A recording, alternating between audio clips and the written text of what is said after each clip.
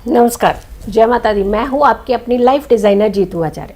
तुलसी विवाह की आप सभी को बहुत बहुत शुभकामनाएं हैं। अब तुलसी विवाह की बात कर रहे हैं तो तुलसी विवाह घर के अंदर साधारण तरीके से कैसे करें। अब बहुत सारे कॉम्प्लिकेशन तरीके से तो हम नहीं कर पाते हैं, क्योंकि घर में बहुत सारी गृहस्थ महिलाएं हैं जो तुलसी विवाह घर में करती हैं। लेकिन अगर हम मंदिरों की बात करते हैं तो वहाँ तो पूरे विधि विधान से षोडशोपचारों के साथ किया जाता है। लेकिन जब हम घर की बात करते हैं तो हम चाहते हैं कोई साधारण तरीका हो जिसे हम तुलसी विवाह भी कर दें और साथ के साथ हमें फल जो है, हमें उसका बेनिफिट जो है वो पूर्ण मिल जाए। और तीसरी बात, श्री हरि भी प्रसन्न हो जाए, यानी विष्णु भगवान प्रसन्न भी हो जाए, माँ तुलसी का आशीर्वाद भी हमें मिल जाए। तो यानी एक फुल कॉम्बो पैक, ये कैसे हो और कौन सा ऐसा तरीका है, साधारण तरीका है जो हम अपने घरों के अंदर स्वयं तुलसी विवाह कर सकते हैं।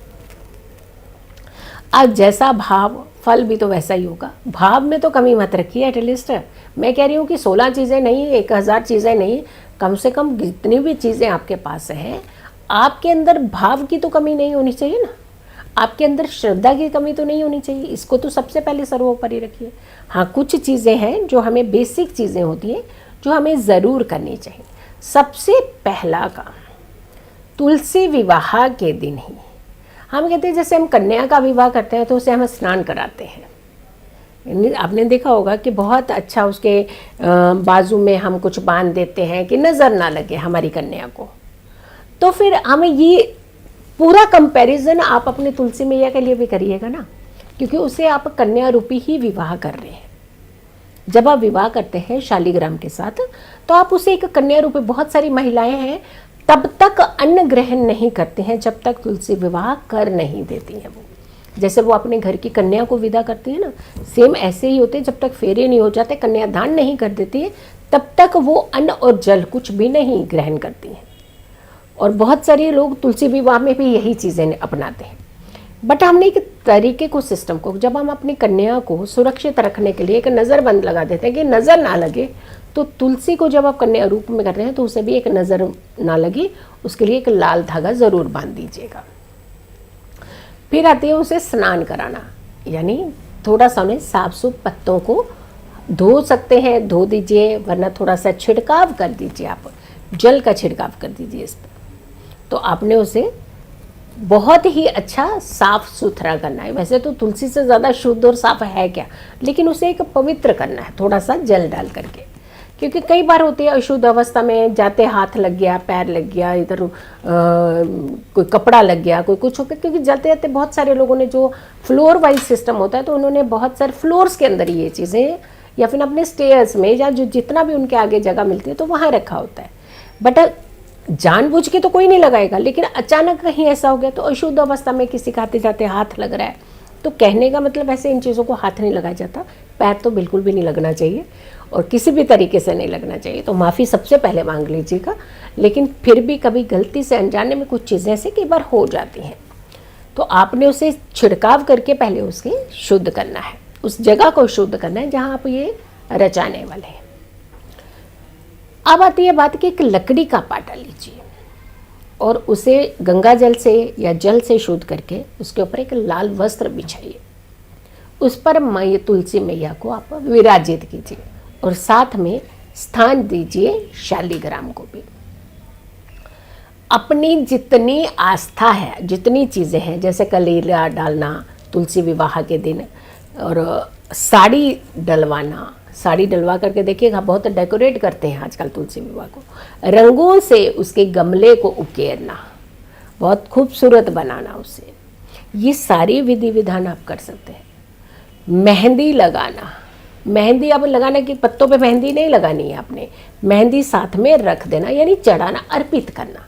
ये सारी चीज़ें भाव के साथ हो रही हैं, आपके तरीके से हो रही हैं।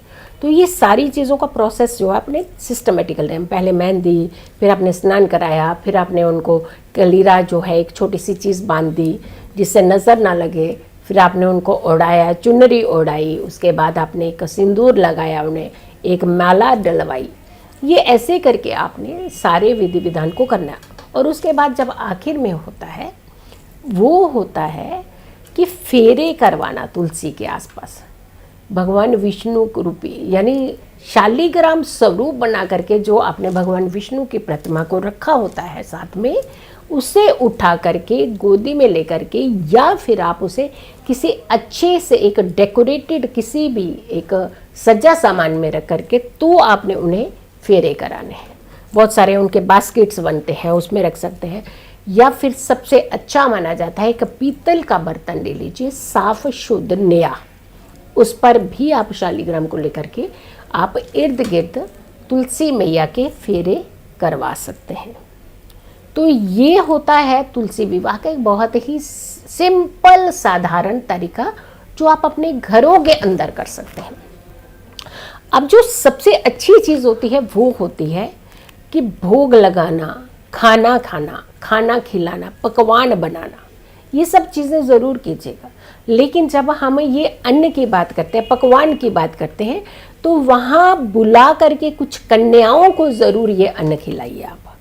जो पकवान, जो अन्न आपने बनाया है, एक विवाह उत्सव की तरह कहते हैं, देव उत्थान उत्सव की तरह भी कहते हैं, इसे उत्सव भी कहते हैं, क्योंकि यहाँ श्री हरि जागते हैं और तुलसी मैया से विवाह करते हैं और साथ में माँ वृंदा की ही आवाज़ को सुनते हैं और माँ वृंदा को ही देखना चाहते हैं। तो ये सारे जो विधि विधान जब आप करेंगे तो इनमें खास करके एक चीज़ का ध्यान रखें कि जो आप अन्न करते हैं, बनाते हैं, वो अन्न आप छोटी छोटी कन्याओं में ज़रूर वितरित करें। वो अन्न आप किसी भी असहाय लोगों को ज़रूर दें। वो अन्न आप ज़रूरतमंद लोगों को ज़रूर खिलाएं। जितना बोझ कहते हैं इस दिन करवाया जाता है वो बहुत ही शुभ माना जाता है। उसके बाद मंगल गान साथ साथ कहते हैं, जब आप किसी भी विधि विधान को कर रहे हैं साथ साथ मंगल गान, मांगलिक गान ये ज़रूर होना चाहिए। कुछ महिलाएं आपस में मिलकर के बहुत मंगल गीत गाती हैं, गाने चाहिए। कहते हैं इस समय तुलसी विवाह में अगर आप सिर्फ शामिल ही हो जाते हैं तो आपके जीवन के सारे कष्ट कट जाते हैं। 4 तारीख को ही आपने करना है ये तुलसी विवाह, जो कि हमने आपको ऑलरेडी वीडियो में बताया हुआ है कि किस दिन करना है और कौन से दिन का हमने किस तिथि को चुनाव करना है। तो 4 तारीख 4 नवंबर को ही है तुलसी विवाह। तो आपने ये श्रद्धा भाव से, अगर मान लीजिएगा कि आप तुलसी विवाह नहीं करते हैं तो जहाँ आपके आसपास इर्द गिर्द जहाँ भी तुलसी विवाह हो रहा है वहाँ जाइए, अपना कुछ सहयोग ज़रूर दीजिए। कहते हैं तुलसी विवाह में अगर आप अपने धन का सहयोग देते हैं या फिर आप अपना सहयोग थोड़ी देर वहाँ जाकर के कुछ कार्य करते हैं, जैसे कहते हैं किसी की कन्या में शादी में जाकर के कुछ कार्य करना और बहुत शुभ माना जाता है, बहुत पुण्य का काम मानते हैं, क्योंकि कन्यादान अपने आप में बहुत पुण्य का काम होता है। तो आपको खास करके ये चीज़ कहते हैं कि जब तुलसी विवाह कहीं भी हो रहा हो, अगर आप जाकर के इसका हिस्सा बनते हैं, विवाह का हिस्सा बनते हैं, आप जाकर के कुछ अपने हाथों से धन का दान करते हैं, धन देते हैं, या फिर आप कुछ मिठाई ले जाते हैं, वहाँ मिठाई अर्पित करते हैं, तो भी आपको बहुत ही पूर्ण फल मिलता है और आपके जीवन के कष्ट तो हटते ही हटते हैं, आपके जीवन में सुखों का आगमन होता है। निरोगी काया तो तुलसी मैया देती ही देती है, लेकिन ढेरों सुख देती है, क्योंकि इस दिन तुलसी मैया भी बहुत प्रसन्न होती है। इस दिन श्री हरि भी बहुत प्रसन्न होते हैं और आपको ढेरों आशीर्वाद वो देते हैं। समापन जब होने के बाद हम लोग ज़्यादातर क्या कर देते हैं कि तुलसी बाहर पड़ी है तो बस वहीं रख देते हैं और अपने घरों के दरवाजे बंद कर देते हैं। हाँ, कर दीजिए, कोई बात नहीं, लेकिन वहाँ उस जगह पे तो अंधेरा तो मत कीजिए। वहाँ रोशनी रहनी चाहिए, जगमग रोशनी रहनी चाहिए, जब तक आप वहाँ से सामग्री हटा नहीं लेते। तो इन सारी चीज़ों का जो ध्यान रखना बहुत ज़रूरी होता है कि तुलसी विवाह कैसे करें साधारण विधि से, हमने आपको बता दिया। इस वीडियो को ज़्यादा से ज़्यादा लोगों तक ज़रूर शेयर कीजिएगा। बहुत सारे लोग हैं जो अपने घरों के अंदर तुलसी विवाह करना चाहते हैं, लेकिन उन्हें लगता है कि मंदिरों में तो तुलसी विवाह एक पूरे विधि विधान से हो जाता है, हम घरों में किस तरीके से साधारण तरीके से तुलसी विवाह करें ताकि आप लोगों को भी उतना ही फल मिले। तो इस वीडियो को उन लोगों तक भी ज़रूर पहुंचाइएगा ताकि जिन लोगों ने भी तुलसी विवाह करना है वो इस तरीके से साधारण विधि का प्रयोग कर सके। खुश रहें, स्वस्थ रहें, पॉजिटिव रहें।